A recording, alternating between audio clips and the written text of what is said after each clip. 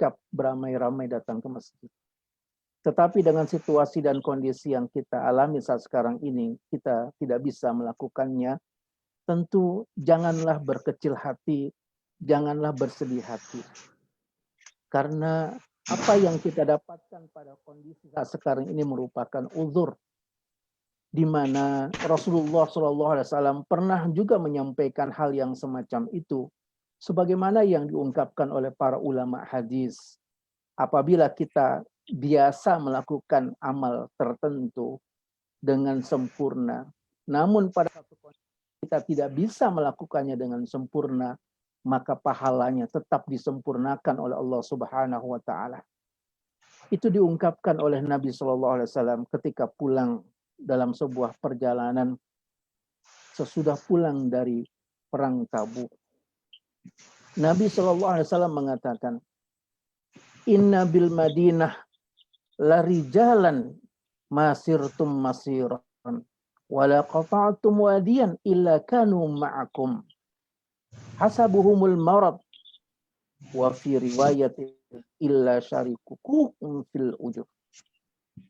Ada beberapa orang di Madinah, mereka terhalangi untuk ikut bersama kita, tapi kita melakukan perjalanan ini atau kita berhenti di satu oase, mereka juga ikut bersama kita karena mereka terhalangi sakit atau terhalangi ujian. Dan Allah Subhanahu wa taala juga membersamai mereka itu dalam pahala yang Allah Subhanahu wa taala sempurnakan pahalanya, sama seperti ketika mereka tidak mendapatkan uzur. Demikianlah Rasulullah SAW membahagiakan mereka yang terbiasa melakukan amal kebaikan pada situasi kondisi normal, namun pada satu kondisi tertentu ketika tidak mampu melaksanakannya dengan maksimal karena uzur sakit, karena uzur wabah, pahalanya tetap disempurnakan oleh Allah Subhanahu wa taala. Hadirin Bapak dan Ibu yang dimuliakan oleh Allah Subhanahu wa taala, maka kita menyongsong Ramadan kita, menyongsong yang penuh keberkahan, bulan yang penuh keagungan, dengan senantiasa berupaya menikmati ketaatan kita kepada Allah Subhanahu wa taala. Apalagi kita mengetahui bahwa aneka hidangan yang diberikan oleh Allah Subhanahu wa taala di Ramadan sesungguhnya menghantarkan kita untuk bisa mendekatkan diri kita kepada Allah Subhanahu wa taala dengan sedekat-dekatnya. Oleh para ulama diungkapkan bahwa tema Ramadan sesungguhnya adalah ayat 186 dari ayat-ayat Ramadan. Ayat itu berbunyi, "Wa idza sa'alaka ibadi anni fa inni qarib ujibu da'watad da'i idza da'an falyastajibu li wal yu'minu bi la'allahum yarshudun." Apabila hamba-hambaku bertanya kepadamu tentang diriku, katakanlah aku dekat. Aku akan mengabulkan apa yang mereka ucapkan. Asalkan mereka beriman kepadaku dan memenuhi seruanku, merekalah orang-orang yang mendapatkan petunjuk. Inilah yang dikatakan muatan inti dari Ramadan. Menjadikan kita semakin dekat kepada Allah Subhanahu wa taala, menjadikan kita semakin akrab dengan Allah Subhanahu wa taala. Tidak ada batas dinding yang menebalkan hubungan interaksi kita dengan Allah Subhanahu wa taala. Maka kita jadikan Ramadan ini sebagai madrasah kesungguhan kita bertakarrub, menyiapkan sejumlah agenda amal ketaatan kita, menyediakan kenikmatan dalam interaksi kedekatan kita kepada Allah Subhanahu wa taala pada ubudiyah Ramadan. Apakah dengan salat kita dan dengan tilawah kita? Karena kita tidak bisa melakukannya sebagaimana masa normal, maka kita perlu men-setting rumah kita agar rumah kita juga menyuguhkan Ramadan dengan penuh kenikmatan. Menghadirkan kebersamaan dari rumah kita agar Allah Subhanahu wa taala memberkahi Ramadan kita. Bapak dan Ibu sekalian yang dimuliakan oleh Allah Subhanahu wa taala, tentunya keagungan yang diberikan oleh Allah Subhanahu wa taala dengan datangnya Ramadan ini menjadi satu hal yang sangat berbeda bagi jiwa orang-orang yang beriman. Mereka akan berupaya untuk menyiapkan diri, mengambil keuntungan yang sebesar-besarnya. Kalau ada yang mengatakan, saya punya hadiah banyak, siapa datang ke rumah saya akan berikan hadiah itu sesuai keinginan dan kemauannya. Tentu ketika ada informasi yang semacam ini, orang-orang akan datang ke rumah itu untuk mengambil hadiah. Kalau saja mereka tahu, maka mereka akhirnya akan mengambil dengan persiapan. Tanpa persiapan, maka tidak akan mendapatkan hadiah itu dengan banyak. Kalau mereka datang dengan persiapan, mereka akan membawa alat untuk bisa mengangkut hadiah itu. Ada yang dengan menggunakan kendaraan, ada yang menggunakan tunggangan, ada yang menggunakan kantong plastik besar untuk bisa mendapatkan hadiah itu. Tapi mereka yang tidak punya kesiapan, maka hanya mendapatkan sedikit. Apalagi kemudian tidak memiliki keinginan untuk mendapatkan hadiah itu. Demikianlah Ramadan. Kalau saja orang-orang beriman, mereka memahami betul tentang anugerah keberkahan yang diberikan oleh Allah Subhanahu wa taala, dia akan menyiapkan sejumlah perangkat supaya hadiah itu bisa dia terima dengan sebesar-besarnya. Akan tetapi bagi mereka yang tidak punya kesiapan, mereka tidak akan bisa mendapatkan anugerah yang sangat besar yang dijanjikan oleh Allah Subhanahu wa taala. Bapak dan Ibu sekalian yang dimuliakan oleh Allah Subhanahu wa taala, maka dalam kondisi ketika kita memasuki Ramadan menjadi sebuah kepentingan dan keniscayaan bagi diri kita untuk menyiapkan diri kita. Ada target-target besar yang hendak dicapai bagi orang-orang yang beriman agar capaian target tersebut mampu menghadirkan ketakwaan setelah menyelesaikan amaliyah Ramadan.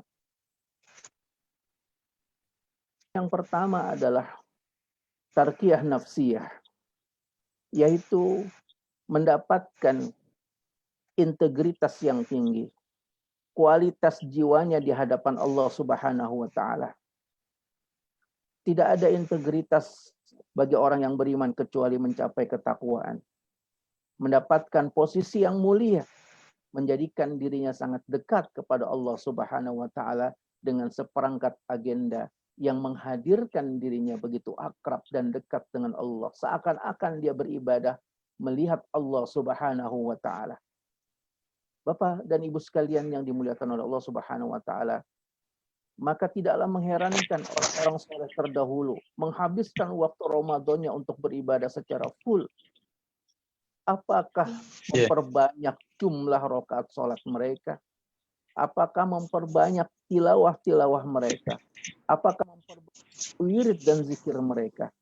Sehingga mereka betul-betul menikmati seperangkat agenda itu, menghantarkan dirinya semakin dekat kepada Allah Subhanahu wa taala, tidak akan pernah menyiakan sejumput waktu yang terbuang sia-sia dari Ramadan yang penuh keberkahan itu. Apalagi Allah Subhanahu wa taala menyebutkan bahwa di dalamnya terdapat satu malam yang lebih baik daripada 1000 bulan. Jamaah sekalian, hadirin Bapak dan Ibu-ibu yang dimuliakan oleh Allah Subhanahu wa taala. Maka ketika dia memasuki Ramadan, dia sudah menyiapkan mentalitas dirinya untuk meningkat integritas dan kualitasnya di hadapan Allah Subhanahu wa taala, menghadirkan dan mencapai ketakwaan yang sesungguhnya di hadapan Allah.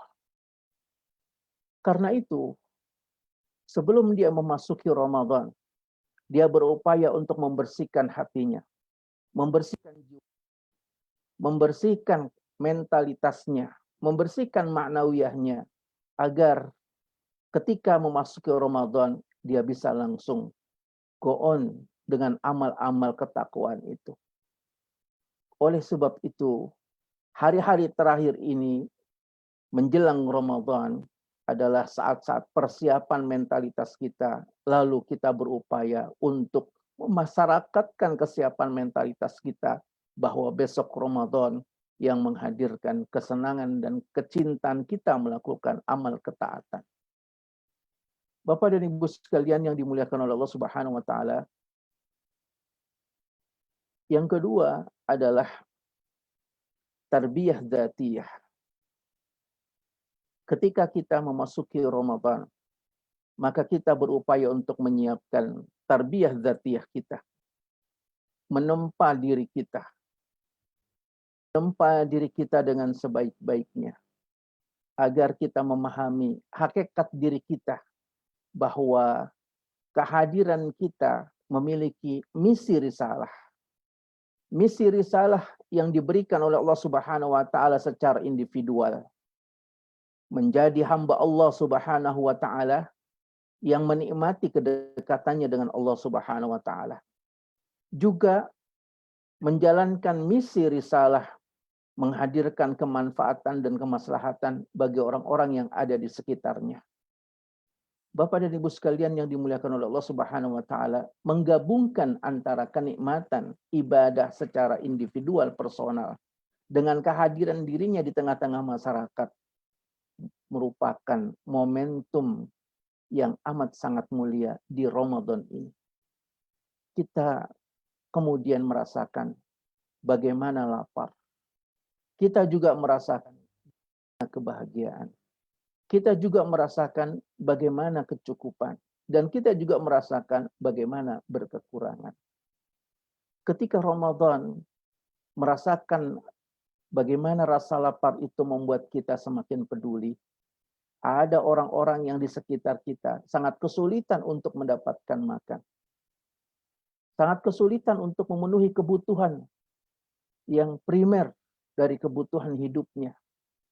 Dan ini sangat jelas sekali pada saat kita mendapatkan situasi dan kondisi yang berbeda, di mana kesulitan kehidupan secara ekonomis, sosial dialami oleh banyak orang di sekitar diri kita.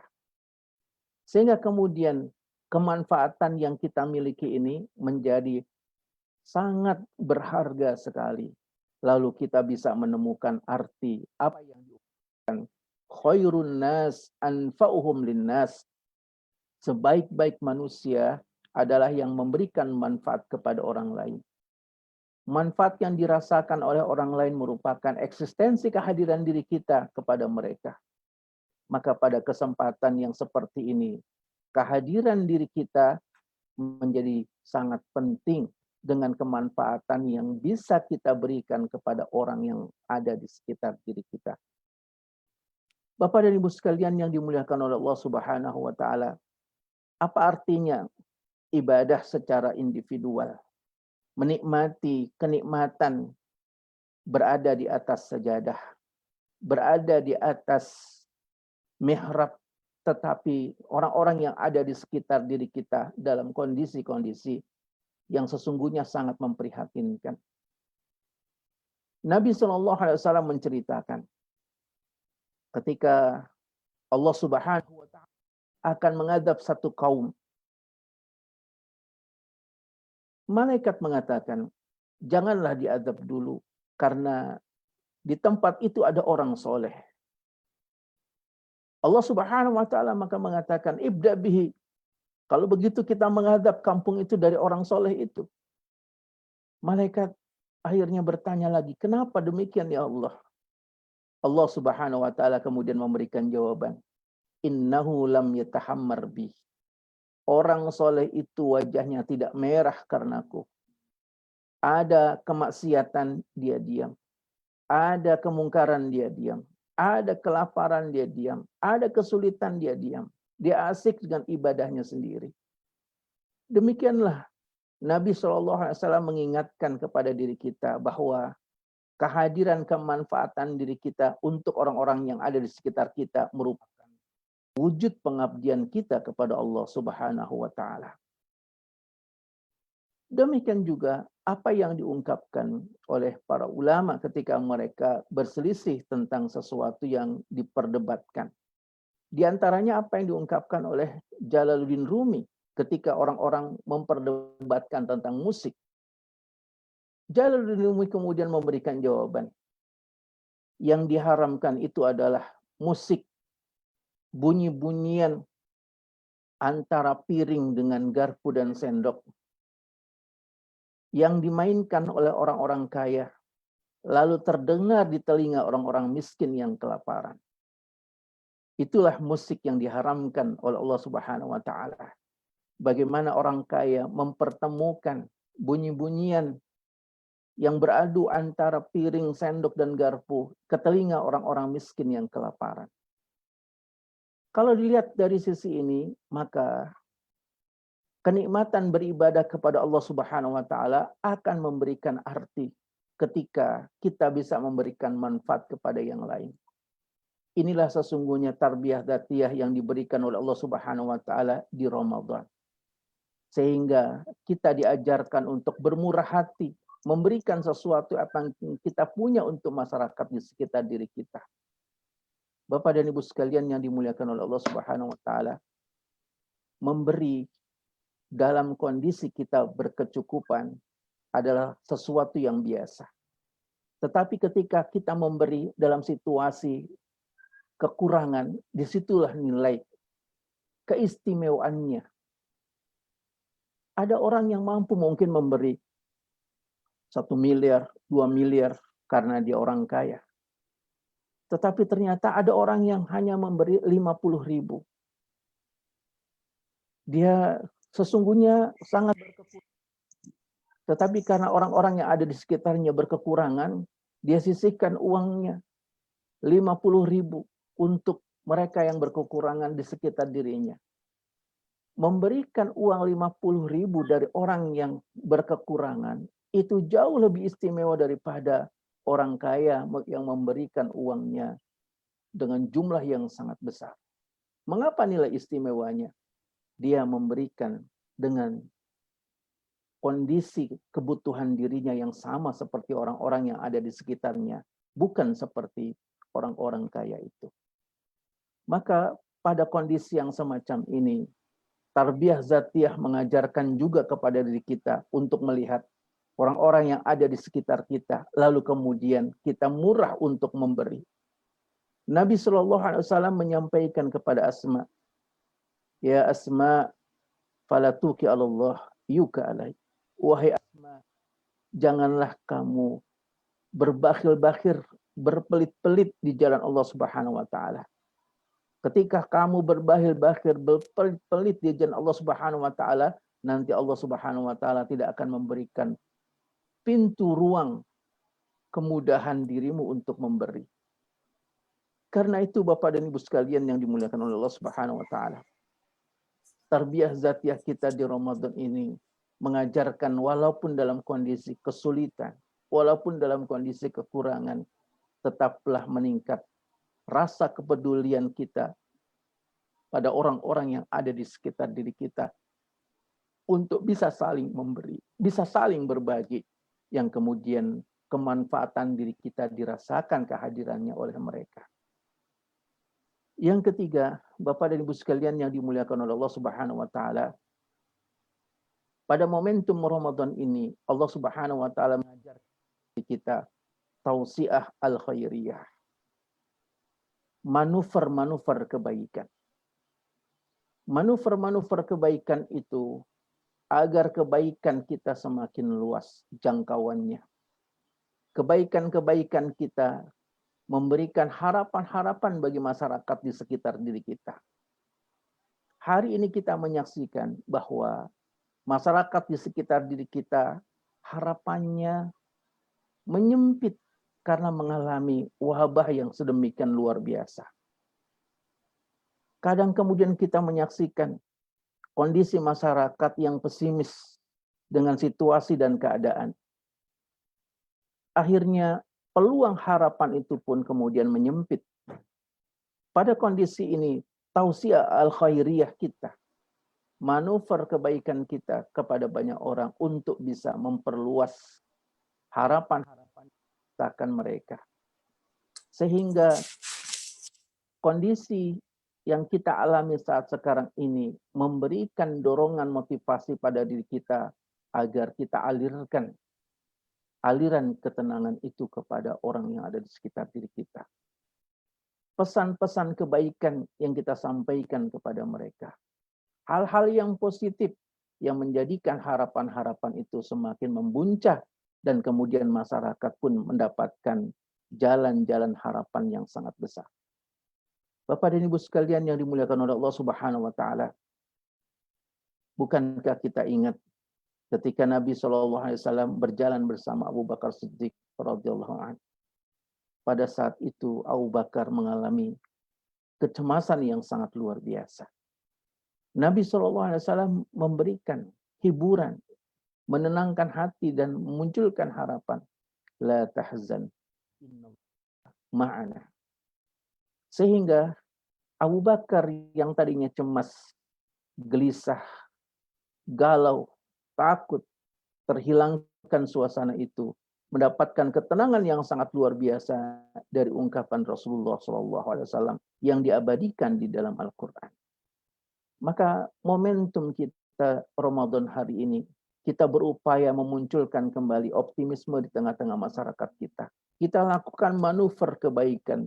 Kita kelola kalimat-kalimat pesan-pesan kebaikan untuk masyarakat yang ada di sekitar diri kita. Sehingga tausiah al-khairiyah, manuver kebaikan kita jangkauannya semakin meluas. Dengan cara apa? Kalau pada waktu momentum Ramadan, kita bisa melakukannya dengan menjumpai mereka, mendatangi mereka, membersamai mereka dalam kondisi Ramadan. Kita jumpai dengan media sosial kita. Kita jumpai dengan media-media yang memudahkan kita untuk tersambungkan secara online. Akhirnya peluang-peluang kebaikan itu pun terbuka ketika mereka melihat ada beberapa arahan, ada beberapa bimbingan, ada beberapa ungkapan yang menjadikan hati mereka terbuka kembali. Bapak dan Ibu sekalian yang dimuliakan oleh Allah Subhanahu wa taala, maka kondisi Ramadan di hari ini dengan bertambahnya problem yang dihadapi oleh masyarakat secara global mengajarkan kepada diri kita bahwa beban atau tanggung jawab Ramadan kita di hari ini semakin besar. Kita perlu menyiapkan agenda Ramadan kita. Ramadan kita menjadi madrasah penempaan diri. Menargetkan pada diri kita sehingga kita mencapai kualitas kedekatan kita kepada Allah. Bisa kita memberikan kebaikan-kebaikan di tengah-tengah masyarakat. Sehingga tarbiyah zatiyah Ramadan yang kita peroleh pada kesempatan kali ini jauh berbeda. Lalu kita bisa menikmati Ramadan dalam situasi kondisi apapun. Bapak dan Ibu sekalian yang dimuliakan oleh Allah Subhanahu wa taala, bukankah Allah sendiri telah mengajarkan kepada diri kita ketika kita mengalami kondisi yang semacam ini? Di dalam surat At-Taghabun Allah mengatakan, "Ma asaba min musibatin illa biidznillah. Wa may yu'min billah yahdi qalbah. Wallahu bikulli syai'in alim." Ada sesuatu musibah pun yang menimpa seseorang kecuali dengan izin Allah. Dan barang siapa yang beriman kepada Allah, niscaya dia akan memberi petunjuk kepada hatinya. Dan Allah Maha mengetahui segala sesuatu. Dalam ayat itu Allah Subhanahu wa taala mengingatkan, tidak ada musibah kecuali dengan izin Allah Subhanahu wa taala. Kalau kita menyadari bahwa musibah itu dari Allah Subhanahu wa taala, maka kita perlu menguatkan diri kita bersandar kepada Allah. bersandar seperti yang diajarkan ahli sunnah wal jamaah kepada diri kita. Kekuatan tawakal dan optimalnya ikhtiar. Sehingga kita bisa menikmati apa yang diungkapkan dalam satu idiom yang mengatakan, Tamada Allah la qallah wala dhalla wala dhalla fa innahu jallah. Siapa yang menyandarkan diri kepada Allah tidak akan pernah berkekurangan, tidak akan pernah tersesatkan, dan tidak akan pernah juga terhinakan. Karena Allah Maha Agung, Maha Tinggi. Bila kita menyadari tentang hal yang semacam itu, maka media Ramadan ini untuk menguatkan sandaran kita kepada Allah Subhanahu wa Ta'ala. Begitupun ketika kita memahami dan menyadari bahwa ini merupakan izin dari Allah Subhanahu wa Ta'ala, Allah melanjutkan, wa may yu'min billahi yahdi qalbah. Siapa yang mengimani, siapa yang beriman kepada Allah Subhanahu wa Ta'ala, maka Allah akan membuka hatinya, menerangi jiwanya, dan menghidupi kalbunya. Dan Allah Subhanahu wa Ta'ala Maha mengetahui atas segala sesuatu. Jadi media yang kita dapatkan saat sekarang ini, Allah Subhanahu wa Ta'ala menginginkan pada diri kita agar kita mendapatkan hidayah kembali, keterangan kembali, jiwa kita terhidupkan lagi. Lalu kemudian banyak hal-hal yang positif yang kita peroleh, bahwa tidak ada sesuatu yang tidak kamu suka itu kecuali Allah memberikan kebaikan. Fa in karihtumuhunna fa'asa an takrahu shay'an fayaj'alallahu fihi khairan katsira. Maka Malik bin Dinar mengingatkan, tidak ada kelezatan yang dirasakan oleh seorang hamba kecuali dia menikmati kedekatannya kepada Allah Subhanahu wa Ta'ala. Oleh karena itu, dari media online yang kita lakukan pada kesempatan kali ini, saya ingin mengajak kepada Bapak dan Ibu sekalian, juga kepada diri saya secara pribadi, jadikan momentum Ramadan di hari ini semakin berkualitas untuk bisa menikmati kedekatan kita kepada Allah dalam situasi dan kondisi apapun, dengan menyertakan komponen yang ada di rumah diri kita. Apakah keluarga kita? Apakah alat-alat teknologi kita? Apakah kemampuan kita dalam menikmati sejumlah hidangan Allah Subhanahu wa Ta'ala di Ramadan, sehingga kita betul-betul mampu merealisasikan apa yang dikatakan seruan dari langit, ya bagil khair abshir wa ya bashar aqsir. Wahai para pecinta kebaikan, bergembiralah, dan wahai para pelaku keburukan, minggirlah. Ini bukan saatnya lagi melakukan keburukan, tetapi kita memanfaatkan, mengoptimalkan momentum yang sangat mahal diberikan oleh Allah Subhanahu wa Ta'ala, bulan yang penuh keberkahan dan keagungan yang di dalamnya terdapat khairun min alfi syahr. Maka nikmatilah Ramadan dalam situasi kondisi apapun, melalui sholat kita, zikir kita, tilawah kita, dan interaksi ubudiyah yang bisa kita lakukan di dalam rumah kita. Aqulu qauli hadza fastaghfirullah wa lakum, billahi taufiq wal hidayah. Wassalamualaikum warahmatullahi wabarakatuh. Waalaikumsalam warahmatullahi wabarakatuh. Ya, tadi sudah kita simak taujih dari Ustadz Ali Husni. Ada banyak hal yang bisa kita catat dan bisa kita resapi maknanya yang sangat dalam. Silakan mungkin di antara Bapak Ibu sekalian jika ada yang ingin bertanya. Ingin bertanya, mungkin ada hal-hal yang mau diperjelas dari paparan Ustaz Ali ini tadi, bisa angkat tangan ya. Di situ ada klik more, kemudian pilih raise hand.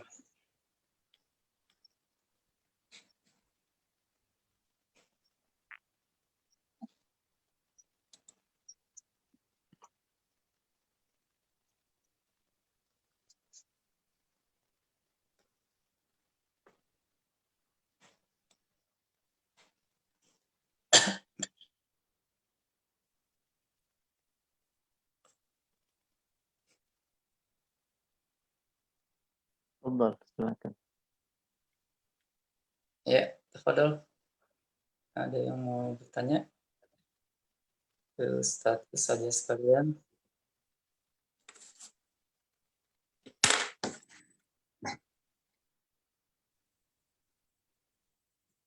Sambil menunggu yang lain, Ustaz Alisni, mungkin ame dulu Ustaz ya. Silakan. Jadi kondisi saat ini kan beberapa wilayah itu sudah melakukan lockdown atau istilahnya PSBB Ustaz ya.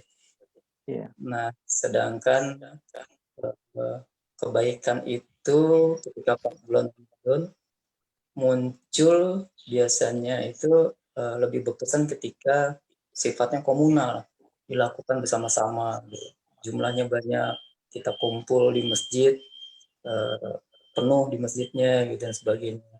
Nah, sekarang kondisinya itu kan kita di masjid itu dihimbau untuk tidak ke masjid, semua masuk ke rumah sehingga jumlahnya yang berkumpul lebih sedikit daripada ketika pada saat Ramadan yang sebelumnya. Nah, untuk memunculkan suasana seperti itu mungkin ada tips-tipsnya kali Ustaz ya, gimana caranya memunculkan suasana supaya rumah kita seperti di masjid suasananya gitu. Itu Ustaz. Ada Ustaz. Jazakumullah sana jaza atas pertanyaannya, komentarnya. Saya di awal tadi disebutkan katanya yang hadir para milenial. Masya Allah nih, ternyata betul milenial di masanya. Makanya melihat gambar foto saya, itu foto 20 tahun yang lalu, betul-betul milenial. Jazakumullah khairan jaza. Nah, kembali kepada pertanyaan tadi. Pertama kita meluruskan opini dan pandangan kita sendiri.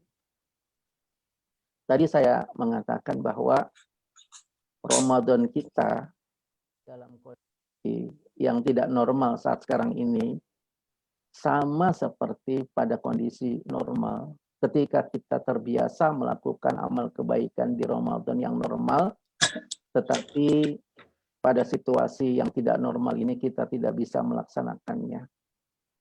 Ini pertama menjadi basic pemikiran kita terlebih dahulu. Agar kita tidak tergelincir pada pemikiran yang kurang tepat. Wah, nggak enak nih Ramadan sekarang. Kita nggak bisa ke masjid, kita nggak bisa iftar bareng, kita nggak bisa i'tikaf, kita tidak bisa kemana-mana. Apalagi kemudian diruweti dengan cara pandang, kenapa kok ke pasar berani, ke mall berani, ke toko berani, tapi ke masjid nggak berani. Ini cara berpikir yang lebih ngawur lagi. Bandingkan antara masjid dengan pasar sesuatu yang tidak layak dalam analoginya. Jadi pertama luruskan dulu fikroh ini bahwa ibadah Ramadan yang kita lakukan saat sekarang ini di rumah karena kondisi yang tidak normal, pahalanya sama seperti ibadah Ramadan dalam situasi yang normal. Itu yang pertama dulu. Yang kedua, kita patut memahami bahwa sebagaimana yang tadi saya katakan, Ramadan itu adalah upaya kita untuk melakukan tarbiyah zatiyah, menempa diri kita secara personal, secara perseorangan. Kalau kita di bulan yang lain, mungkin kita bisa meningkat semangat kita karena pengaruh komunal. Ada banyak orang di sekitar kita yang mempengaruhi kebaikan bagi diri kita. Tapi Ramadan, Allah Subhanahu wa Ta'ala telah bentuk suasananya. Allah Subhanahu wa Ta'ala seperti yang diungkapkan oleh Rasulullah, penuh dengan kemuliaan, penuh dengan keagungan, sehingga pintu-pintu surga terbuka, pintu-pintu neraka tertutup, setan-setan terbelenggu. Sesungguhnya Allah Subhanahu wa Ta'ala telah hadirkan suasana Ramadan yang mempermudah diri kita untuk melakukan ketaatan.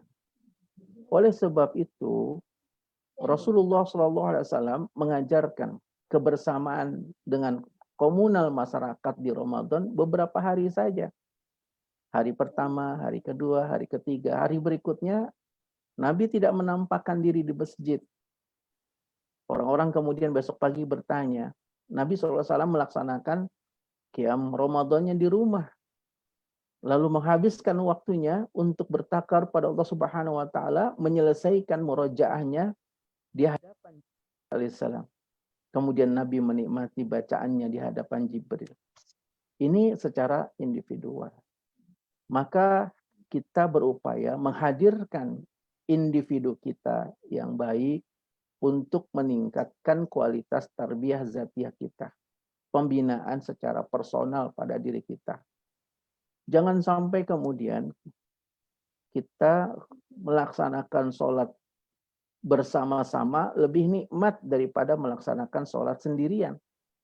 Kita melaksanakan ibadah beramai-ramai, merasakan kehusuan daripada sendirian. Padahal setelah kita baca berbagai macam referensi, bahwa salah satu di antara 7 orang yang mendapatkan naungan Allah Subhanahu wa Ta'ala adalah orang yang menghabiskan waktu sendiriannya di hadapan Allah. Fafadat ainahu, kemudian air matanya bercucuran di hadapan Allah Subhanahu wa Ta'ala. Dia menikmati kedekatannya kepada Allah Subhanahu wa Ta'ala dalam kesendirian, bukan dalam keramaian. Maka hadirkan pemahaman pada diri kita bahwa Ramadan ini adalah upaya kita untuk mentarbiyah zatiyah kita. Karena hal-hal yang semacam itu terjadi pada situasi yang kita alami saat sekarang ini, maka kita berupaya untuk melakukan tip-tip, langkah-langkah menghadirkan kesendirian kita misalnya, atau kita tidak bisa melakukannya secara komunal dengan masyarakat luas, tetapi di rumah saja, maka kita siapkan seperangkat agenda kita di rumah. Bagaimana sholat yang akan kita lakukan di rumah. Kita ajak anak-anak kita ajak keluarga kita untuk juga melaksanakan sholat dengan sebaik mungkin, sebanyak mungkin, senikmat mungkin. Kita juga berupaya untuk menghadirkan rumah kita, rumah yang sakan, rumah yang memberikan ketenangan dan kenyamanan dalam beribadah kepada Allah Subhanahu wa Ta'ala. Maka kemudian hadirkan kesepakatan bagaimana menjadikan rumah kita nyaman untuk beribadah kepada Allah Subhanahu wa Ta'ala di Ramadan. Menyertakan partisipasi anak-anak kita dan keluarga kita untuk menikmati agenda Ramadan dengan senikmat-nikmatnya. Yang keempat, Bapak dan Ibu sekalian yang dimuliakan oleh Allah Subhanahu wa Ta'ala, kita perlu untuk menguatkan diri kita melalui agenda-agenda yang biasa kita kerjakan di Ramadan ini dengan senantiasa mendapatkan cucuran informasi, cucuran taujihat, cucuran nasihat. Salah satu yang kita lakukan seperti saat sekarang ini, jangan sampai juga kita putuskan ketika Ramadan. Kita mendapatkan kepentingan melalui online yang kita lakukan dari media sosial ini agar nilai-nilai, nasihat-nasihat yang diberikan orang-orang pada diri kita juga bisa bersemayam di hati kita. Yang akhirnya kita mampu menikmati Ramadan kita dengan suasana apa yang kita alami di hari ini. Jadi mungkin beberapa kesimpulan yang diingatkan oleh guru-guru kita tentang bagaimana agenda Ramadan kita di hari ini, saya simpulkan. Pertama, luruskan cara pandang kita terlebih dahulu bahwa apa yang kita dapatkan dengan Ramadan di hari ini sama dengan Ramadan normal kita. Pahalanya juga sama dengan pahala Ramadan normal kita, sebagaimana yang disebutkan di dalam hadis. Yang kedua, kuatkan, fokuskan pemahaman diri kita bahwa Ramadan yang kita lakukan adalah tarbiyah zatiyah. Menempa pribadi individual diri kita agar kita betul-betul mampu menikmati ibadah dalam kesendirian, bukan dalam komunal dengan jumlah orang yang sangat banyak mempengaruhi kualitas ibadah kita. Tidak. Yang ketiga, kita lakukan upaya-upaya menyertakan orang-orang yang ada di sekitar kita, di rumah kita, keluarga kita, untuk memiliki fokus target yang sama mencapai Ramadan yang sebaik-baiknya. Dan yang keempat, kita memerlukan nasihat dari orang-orang yang baik, dari saudara-saudara kita yang soleh, maka kita lakukan media macam ini untuk bisa mengingatkan pada diri kita, dan kita membuka ruang-ruang media itu agar tercerahkan hati dan jiwa kita dengan amaliyah Ramadan yang sebaik mungkin. Mungkin itu yang diingatkan oleh orang-orang soleh kita, para ulama-ulama kita, agar menyiapkan Ramadan kita nanti dengan kesiapan yang baik, meskipun berbeda situasi dan kondisinya. Demikian, Pak. Ya, jazakallah Ustaz. Jadi walaupun di rumah kita tetap juga bisa seperti di masjid ya. Misalkan kalau di masjid yang ada kultum menjelang sholat tarawih ya, atau menjelang witir. Nah, itu kita bisa lakukan juga dengan online mungkin Ustaz ya. Bersama-sama nanti kita broadcast, share ke semua ikhwah untuk menyimak pada saat yang bersamaan mungkin. Untuk selanjutnya tadi kayaknya ada Ustadz Rosadi. Padahal Pak Rosadi mau nanya langsung atau gimana? Silakan di unmute saja.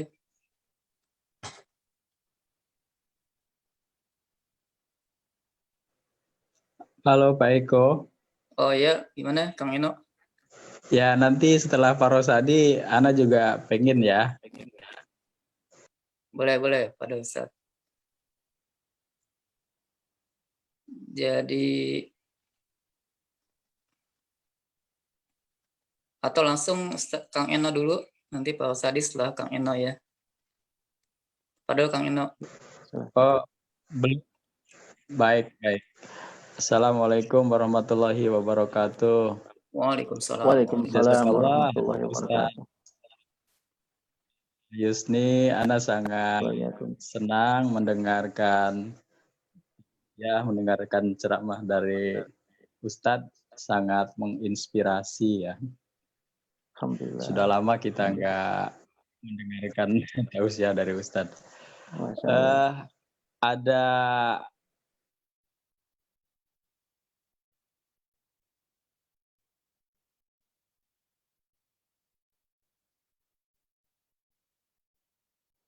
menghilang suaranya.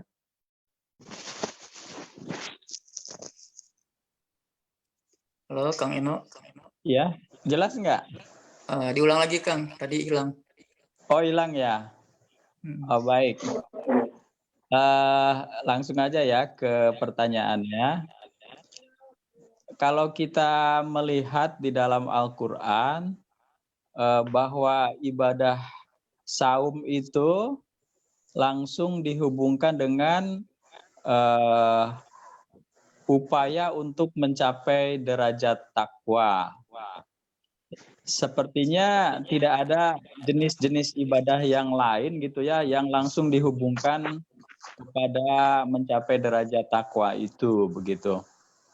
Nah, di sini mungkin ada nilai-nilai tertentu ya di dalam pelaksanaan ibadah saum ini yang seolah-olah bagi orang beriman yang melaksanakannya itu menempuh jalan tol gitu, jalan bypass untuk mencapai derajat takwa. Nah, itu yang pertama. Kemudian yang kedua, halo? Iya. Ya, Silakan. kemudian yang kedua tadi Ana juga sangat terinspirasi bahwa di saat-saat bulan Ramadan saat ini banyak orang yang mengalami kesulitan sehingga ini Allah mengkondisikan kita bahwa kita ini bukan hanya sekedar memikirkan diri sendiri, nikmat melaksanakan ibadah-ibadah saum dan lain-lain, tetapi juga ada hal lain yang di sini jenis ibadah yang disesuaikan dengan situasi dan kondisi, yaitu meningkatkan kepedulian sosial. Tadi Ustadz memberikan contoh tentang nasihat Rasulullah kepada Asma. Nah, ini mohon diulang lagi Ustadz dan dihubungkan dengan konteks saat ini begitu. Jazakallah. Ya. Terima kasih Kang Eno. Ya, sami-sami. Mudah-mudahan kita bisa ketemu darat lagi insya Allah dalam situasi yang normal. Amin. Pertama, bahwa Nabi SAW menjelaskan kenikmatan seseorang beribadah itu dengan istilah ihsan.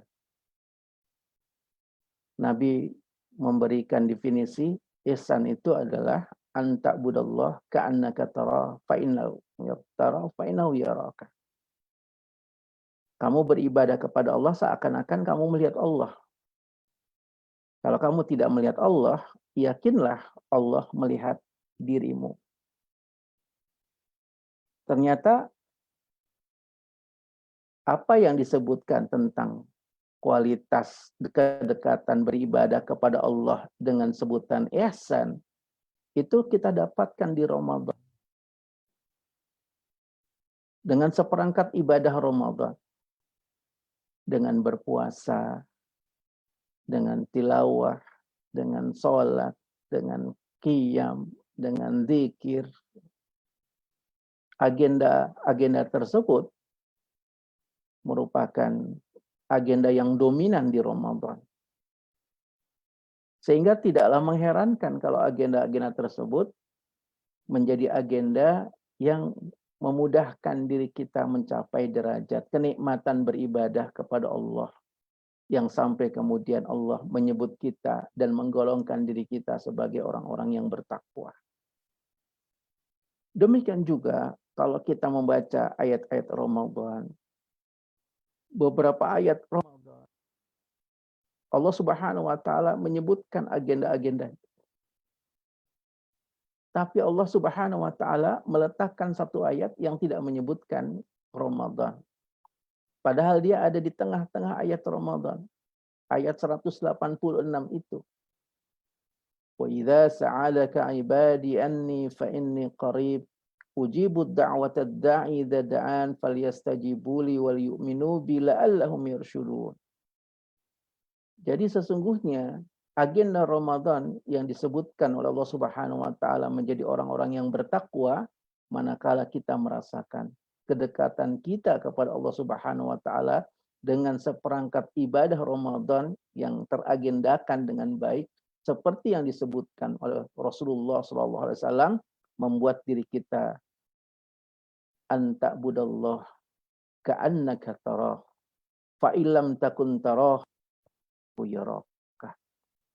Kamu beribadah kepada Allah seakan-akan kamu melihat Allah. Kalau kamu tidak melihat Allah, yakinlah Allah melihat dirimu. Maka dari kaidah ini kita diajarkan oleh orang-orang soleh terdahulu menjadikan agenda Ramadan kita semakin akrab, semakin dekat, semakin menikmati agenda ibadah Ramadan kita untuk menghantarkan diri kita sebagai orang-orang yang bertakwa. Betapa tidak Imam Syafi'i menghabiskan waktunya untuk tilawah Al-Quran, baik dalam sholat maupun di luar sholat.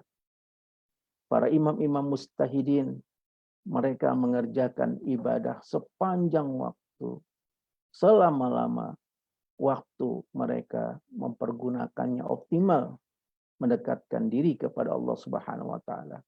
Begitu juga dengan kita Rasulullah SAW sampai kakinya bengkak-bengkak. Menikmati kedekatan kepada Allah, mengajarkan kepada diri kita meraih derajat ketakwaan. Karena itu, buatkanlah agenda Ramadan yang kita akan masuki sejak saat sekarang ini untuk bisa kita jadikan sebagai referensi dan ukuran kita agar kita bisa mendeteksi kesuksesan maupun kebelum suksesan kita menikmati Ramadan ketika kita mempunyai alat ukur yang telah kita tentukan saat sekarang ini, sehingga kita perlu mengevaluasi, memuhasabahi apakah Ramadan yang kita lakukan saat sekarang ini berbeda dengan tahun yang lalu, atau kita bisa membuat sebuah penilaian berhasil dan belum berhasilnya kita menikmati Ramadan. Itu yang pertama. Yang kedua, Asma binti Abu Bakar ini dia dikenali sebagai bendahara yang mengelola keuangan untuk umat. Biasanya kaidah bendahara itu masuknya gampang, keluarnya susah. Dana masuk gampang, tapi dana untuk dikeluarkan susah. Ya, betul. Itu kaidah umum bendahara. Karena itu Nabi SAW mengingatkan kepada Asma binti Abu Bakar, ya Asma, falatuki Allah. Rasulullah SAW menggunakan kalimat falatuki Allah. Jadi yuki itu kalau kita melihat tempat uang orang-orang dulu itu pundi, kantong. Ada ikatannya, bagaimana uang itu ditaruh di kantong, kemudian ada ikatannya. Jangan diikat kantong itu untuk Allah. Nanti Allah akan mengikat kantong itu, sehingga uang dari luar tidak akan bisa masuk selama-lamanya. Mungkin kalau bahasa kita yang paling akrab, jangan mainin resleting dompet kita kepada Allah. Nanti Allah resleting dompet kita sehingga rezeki itu tidak masuk ke dompet kita. Na'udzubillah min dzalik. Maka dalam kaidah yang semacam ini, kita tidak melihat apa yang ada di dalam dompet itu, tapi seringan kita memasukkan tangan kita ke dalam dompet untuk kita di jalan Allah Subhanahu wa taala. Sehingga kalau tadi saya ungkapkan, ada orang yang bersodakoh dengan jumlah yang sedikit, itu lebih keren sesungguhnya daripada orang yang bersodakoh dalam jumlah yang besar karena berkecukupan. Orang kaya bersedekah 1 miliar, 2 miliar, tapi orang-orang miskin bersedekah 50.000, atau orang-orang yang tidak berkecukupan bersedekah 100.000, 50.000, tapi lebih keren. Kenapa lebih keren? Karena dia mensedekahkan itu diliputi dengan situasi emosional. Biasanya kan orang-orang miskin bergaulnya dengan orang-orang miskin. Orang-orang yang tidak berkecukupan bergaulnya dengan orang-orang yang tidak berkecukupan. Tetangga-tetangga kita datang, Ustaz, anak saya belum makan nih. Tolong pinjamin uang. Tolong berikan Apalah yang bisa Ustadz bantu? Karena kita bergaul dengan orang-orang yang secara ekonomi juga sama dengan diri kita, sesungguhnya kita ingin sampaikan, saya juga nggak punya apa-apa. Saya juga mengalami kondisi berkekurangan. Tapi Allah Subhanahu wa Ta'ala menakdirkan orang itu datang ke rumah diri kita, yang gerakan Allah, yang jalankan Allah, orang itu datang kepada diri kita. Artinya Allah Subhanahu wa Ta'ala memberikan ruang amal pada diri kita. Dan orang itu sesungguhnya bergantung harapan yang besar kepada Allah melalui kemurahan tangan diri kita. Maka ketika kita memberikan 50.000, sangat keren sekali. Karena diliputi dengan situasi dan kondisi emosional. Emosional, kekurangan diri kita. Emosional yang datang pada diri kita mengalami kesusahan yang luar biasa. Beda dengan orang-orang yang memberikan hartanya dalam jumlah yang besar tetapi tidak diliputi situasi emosional. Maka pada kondisi yang semacam itu, sebagaimana yang kita dapatkan dalam kondisi sekarang ini, bersedekah janganlah menunggu kita berlebihan, tapi bersedekah adalah keringanan kita mengeluarkan sesuatu yang ada pada diri kita. Inilah yang dikatakan al-afwah di sebagian pandangan ulama. Mereka bertanya, yas'alunaka madza yunfiqun? Mereka bertanya bagaimana kita menginfakkan harta kita. Kulil afwah. Yang lebih dari kecukupan kita. Ada ulama yang mengatakan yang bisa berikan dengan keringanan hati kita.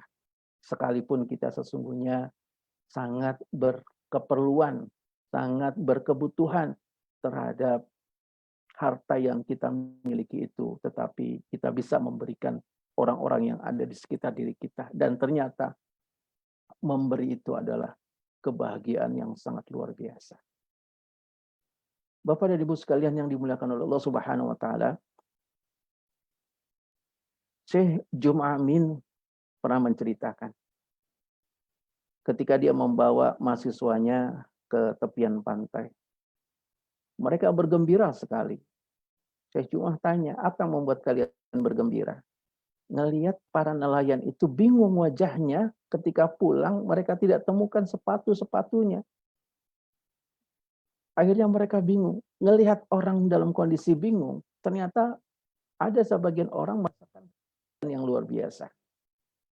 Itu mungkin juga dialami oleh diri kita. Mungkin ada orang yang dalam kondisi bingung, linglung, galau. Ada sebagian masyarakat senang kondisi seperti itu. Dengan latar belakangnya yang beragam. Kata Syekh Jum'ah, mau enggak kamu lebih bahagia lagi? Oh mau. Bagaimana caranya? Keluarkan uang yang ada di dompetmu. Lalu letakkan uang itu di sepatu mereka. Akhirnya mahasiswanya membuka dompetnya, meletakkan uang yang ada di dompetnya di sepatu nelayan-nelayan itu. Apa yang terjadi ketika nelayan itu pulang?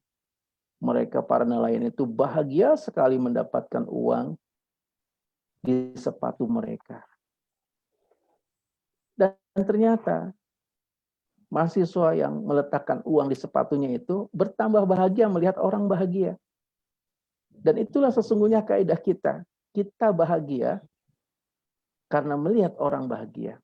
Orang itu berbahagia karena ada sesuatu yang dia rasakan sebagai kebahagiaan. Dia mendapatkan uang di sepatunya bahagia. Kita melihat dia berbahagia, sangat berbahagia.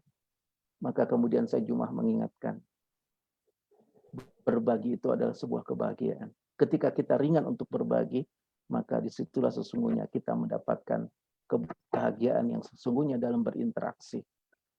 Maka ibadah Ramadan kita ini berusahalah untuk berbagi. Walaupun mungkin dengan volume, jumlah, dan hitungan yang tidak besar.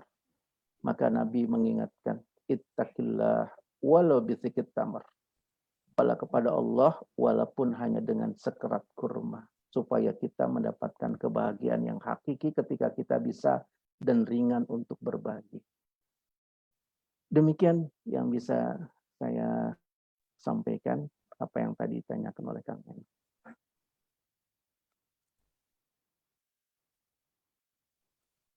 Iya, luar biasa tadi jawaban dari Ustadz Alisni ya. Contoh dari Syekh Jumah Amin yang memberikan rezeki tanpa diketahui oleh yang menerimanya ya. Pertanyaan ini juga tadi menjawab, jawaban ini juga tadi menjawab pertanyaan Ustadz Rosadi ya. Pak Rosadi pertanyaan juga hampir sama ya dengan yang ditanyakan oleh Kang Enak tentang masalah bagaimana menumbuhkan sikap berbagi dalam kondisi saat ini. Ted, selanjutnya silakan kalau ada yang mau bertanya lagi, kami persilakan Bapak Ibu sekalian. Langsung saja di unmute.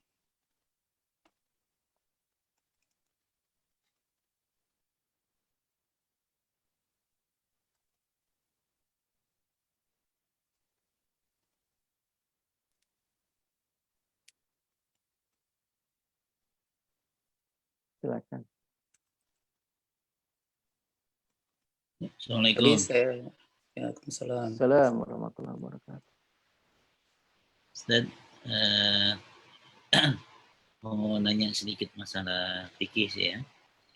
Ini Pak Irfan ya. Ya. Ya, silakan. Kita kan mudah-mudahan ya, insya Allah kalau Allah izinkan hari Jumat Ramadan ya. Dan kemudian 30 atau 30 Sya'bannya itu kan hari Kamis ya.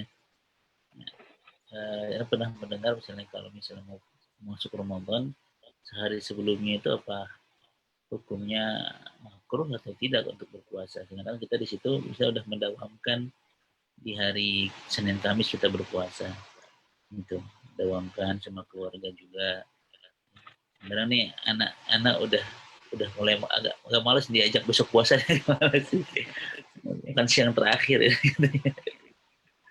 Ya, jadi apakah besok itu untuk berpuasa apa namanya kita masih tetap dapat sunnahnya atau memang lebih baik kita menyebut Ramadan tidak berpuasa dulu hari itu. Itu aja Ustaz. Assalamualaikum. Waalaikumsalam warahmatullahi wabarakatuh. Jazakumullah sanal jazak. Ini hostnya malah di Tangerang ya. Jauh sekali. Pak Afrifan. Pulang kampung Ustaz. Pulang kampung ya. Jazakumullah atas pertanyaannya. Pertama, Nabi SAW menyebutkan bahwa sebaiknya tidak berpuasa di penghujung Sa'ban untuk membedakan antara Sa'ban dengan Ramadan. Jadi pada sisi bagaimana memuliakan dan mengagungkan antara dua bulan yang berbeda dan mempertemukannya. Yang kedua, biasanya di penghujung hari Sya'ban, Allah Subhanahu wa Ta'ala memperlihatkan fenomena tentang masuknya Ramadan, yaitu ru'yatul hilal. Nah, pada kondisi ru'yatul hilal ini kadang memang terlihat dan kadang memang tergenapkan karena tidak terlihat. Oleh karena itu, kalau kita membaca beberapa muatan hadis, mengajarkan kepada diri kita, sebaiknya kita tidak melaksanakan ibadah puasa sunnah pada momentum akhir Sya'ban yang akan memasuki ibadah puasa yang wajib di Ramadan. Itu yang disepakati oleh para ulama-ulama kita agar kita dapat mendapatkan nilai penghargaan dan keagungan yang sangat luar biasa dengan Ramadan. Terkait dengan hal ini, situasi kita seperti saat sekarang ini, seperti apa yang ditanyakan oleh sebagian kaum muslimin, bolehkah kita menunaikan zakat fitrah kita tidak di akhir Ramadan, tapi di awal Ramadan? Karena situasi dan kondisi ekonomi sosial masyarakat kita yang sangat memerlukan. Kalau kita membaca beberapa pandangan para ulama mazhab sendiri, membolehkan. Misalnya dalam pandangan Imam Syafi'i, ketika memasuki hari pertama Ramadan, maka boleh pada waktu itu langsung mengeluarkan zakat fitrahnya. Apalagi zakat malnya untuk keperluan dan kebutuhan ekonomi sosial masyarakat di sekitar kita tanpa menunggu menyelesaikan ibadah Ramadan kita sampai sempurna. Nah, ini mungkin juga dengan kepedulian masyarakat, kepedulian kita terhadap masyarakat pada situasi yang tidak normal di hari ini. Jadi sekali lagi bahwa Nabi menganjurkan sebaiknya tidak melakukan puasa sunnah di penghujung bulan Sa'ban, agar kita bisa membedakan keagungan Ramadan yang kita dapatkan ini dengan penuh kemuliaan dan keberkahan. Demikian yang saya tahu. Oke, Ustaz. Ada satu lagi pertanyaan titipan, Ustaz. Dari Mas Arif. Saya bacakan sebentar, Ustaz ya. Alhamdulillah sebentar lagi Allah berikan kenikmatan yang kita tunggu-tunggu bulan Ramadan. Tapi ujian yang datang bersama Ramadan tahun ini bisa jadi ujian yang berat. Yaitu satu, ujian kemanusiaan, lockdown, physical distancing, stay at home, sehingga kita tidak bisa kumpul di masjid. Yang kedua, ujian ekonomi. Begitu banyak anggota kader kita yang tiba-tiba jatuh ekonominya. Yang ketiga, ujian kematian. Tiba-tiba begitu banyak orang yang dekat dengan kita sakit dan meninggal karena wabah COVID-19 ini. Mohon disampaikan kiranya atas 3 ujian ini, bagaimana kita semua bisa lulus dari ujian itu. Itu titipan pertanyaan. Ya, terima kasih atas pertanyaannya.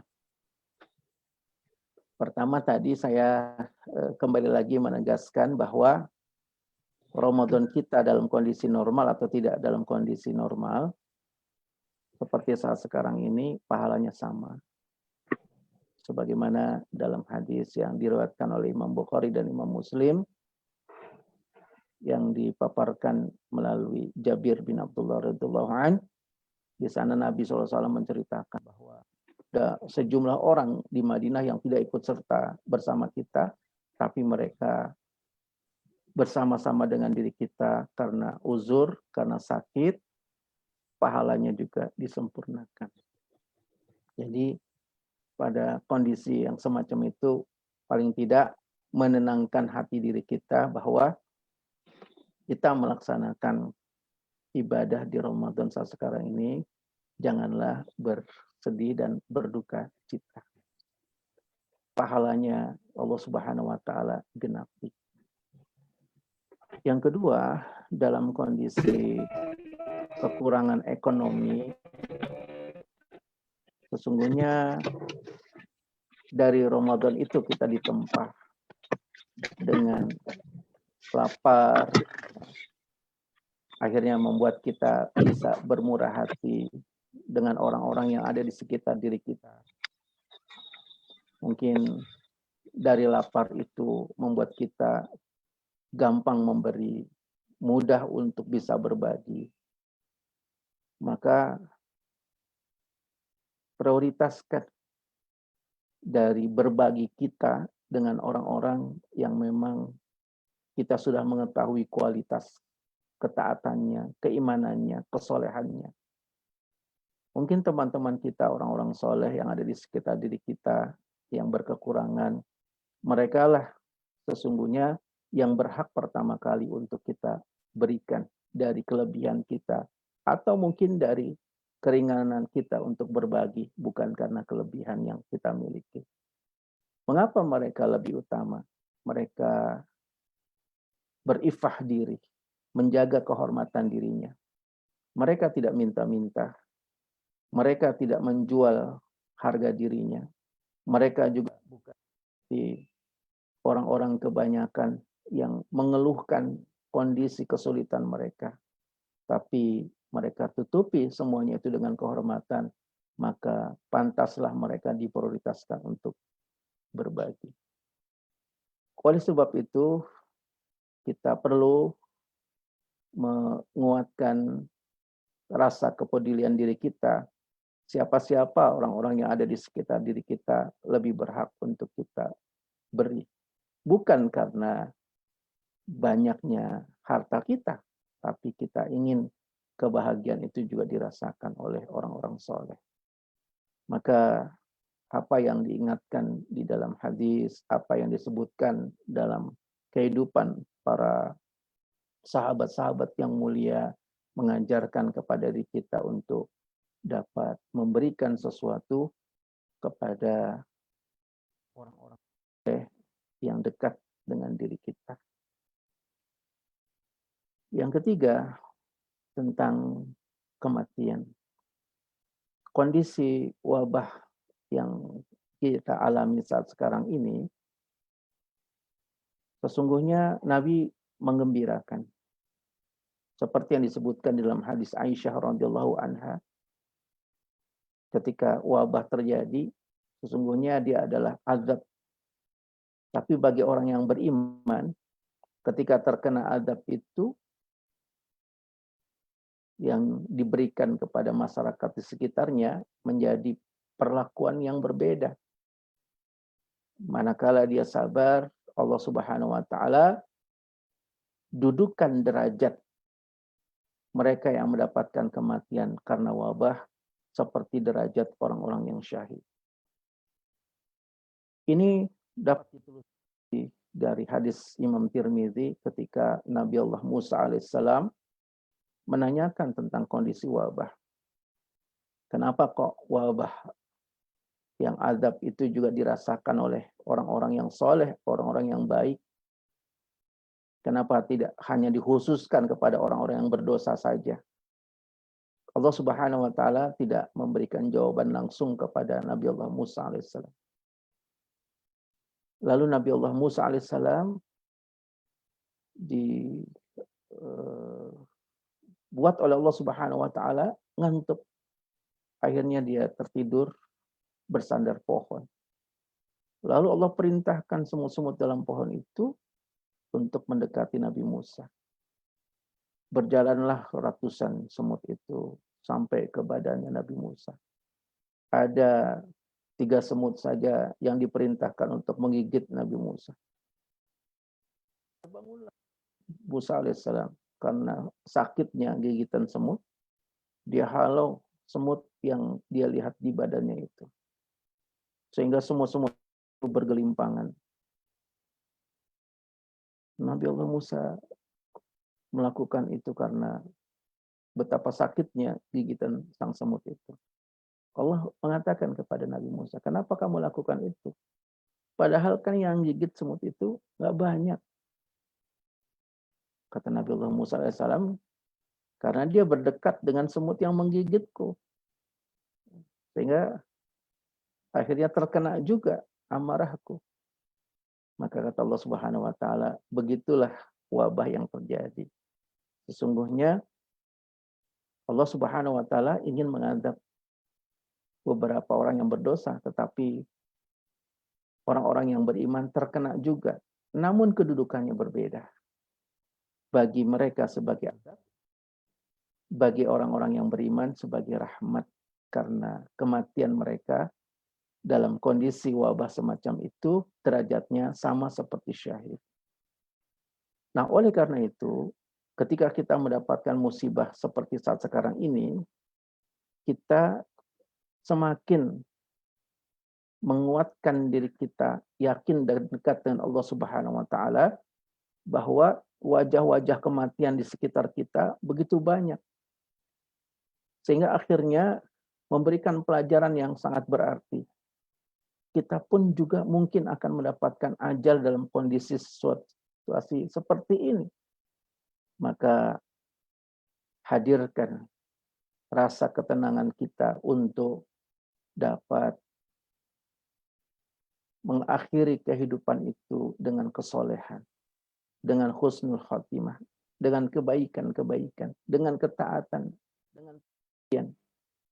Sehingga kita tidak perlu merasa cemas, merasa khawatir, tapi semakin meningkat ibadah dan takarub kita kepada Allah Subhanahu wa taala. Itulah yang diajarkan orang-orang soleh agar kita dalam kondisi yang semacam ini melihat aneka ragam bentuk kematian yang kita dapatkan dari berbagai macam media karena wabah ini. Mudah-mudahan itu mengingatkan pada diri kita bahwa kita juga akan menghadapi situasi itu. Tentu kita berharap bimbingan Allah Subhanahu wa taala sehingga kita mendapatkan husnul khotimah yang derajatnya sama seperti derajat orang-orang yang syahid di jalan Allah Subhanahu wa taala. Jadi pada kondisi semacam ini semakin menguatkan pelajaran pada diri kita apa yang dikatakan oleh Nabi SAW, kafil mauti mau'idhatan. Cukuplah kematian itu menjadi mau'idhah pada diri kita. Demikian yang bisa saya sampaikan. Baik, jazakallah atas jawabannya Ustaz. Bapak Ibu sekalian, tidak terasa kita sudah 1,5 jam ya dengan Ustadz kita yang jauh di Jakarta. Untuk menambah kekuatan maknawiyah kita menghadapi bulan Ramadan ini, menutup acara Tahlil Ramadan, kita minta Ustadz Alisni memanjatkan doa sebagai acara penutup kepada Ustadz. Bapak dan Ibu sekalian yang dimuliakan oleh Allah Subhanahu wa taala, marilah kita bermunajat kepada Allah, berdoa kepada Allah Subhanahu wa taala dengan ikhlas agar kita dapat memaksimalkan agenda-agenda Ramadan kita dengan sebaik-baiknya. Mudah-mudahan kita mendapatkan Ramadan yang penuh berkah, kita mendapatkan Ramadan penuh ketakwaan, Ramadan yang penuh keagungan, dan kita bisa menikmatinya dalam kondisi yang berbeda dengan tahun-tahun yang lalu. Semoga Allah Subhanahu wa taala sehatkan kita, semoga Allah Subhanahu wa taala lindungi kita dari wabah, semoga Allah Subhanahu wa taala istiqomahkan kita dalam amal kebaikan. Kita memulai dengan bertabaruk pada umul kitab. Mudah-mudahan Allah Subhanahu wa taala mengabulkan apa yang kita sampaikan. Ala hadin niyah wa kulli niyatin salihah. Al-Fatihah. A'udzubillahi minasyaitonir rajim. Bismillahirrahmanirrahim. Alhamdulillahirabbil alamin. Maliki yaumiddin. Iyyaka na'budu wa iyyaka nasta'in. Ihdinas siratal mustaqim. Shiratal ladzina an'amta 'alaihim ghairil maghdubi 'alaihim waladdallin. Amin. Bismillahirrahmanirrahim. Alhamdulillahirabbil alamin. Hamdan yuwafi ni'amahu wa yukafi'u mazidah. Ya Rabbana lakal hamdu wa lakal syukur kama yanbaghi li jalali wajhika wa 'azimi sultanik. Allahumma shalli ala sayyidina Muhammad wa ala alihi wa sahbihi ajma'in. Allahumma ighfir lana wa li walidayna wa li jami'il muslimina wal muslimat wal mu'minina wal mu'minat ala hayya minhum wal amwat. Innaka sami'un qaribun mujibud da'wat ya qadil hajat. Rabbana zalamna anfusana wa illam taghfir lana wa tarhamna lanakunanna minal khasirin. Wa tub 'alaina innaka antat tawwabur rahim bi rahmatika ya arhamar rahimin. Allahumma inna nas'aluka al-'afiyah wa nas'aluka tamamal 'afiyah wa nas'aluka dawamal 'afiyah wa nas'aluka ghinan nas. Rabbana wa tub 'alaina innaka antat tawwabur rahim bi rahmatika ya arhamar rahimin. Allahumma tafa'anna al-waba wal bala bi rahmatika bi 'azizika rahman. Rabbana hab lana min azwajina wa dhurriyyatina qurrata a'yun waj'alna lil muttaqina imama. Rabbana balighna ila Ramadan wa barikhna fi Ramadan bi rahmatika ya arhamar rahimin. Rabbana atina fid dunya hasanah wa fil akhirati hasanah wa qina adzabannar. Wa sallallahu ala sayyidina Muhammadin wa ala alihi wa sahbihi wasallam.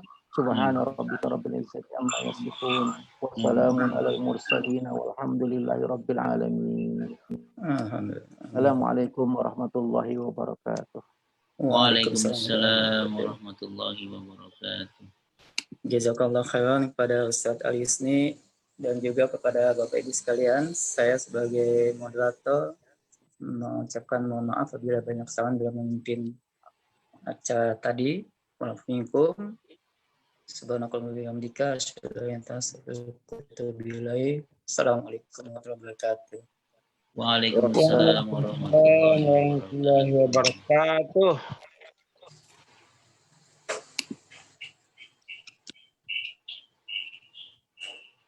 Allah Ustaz.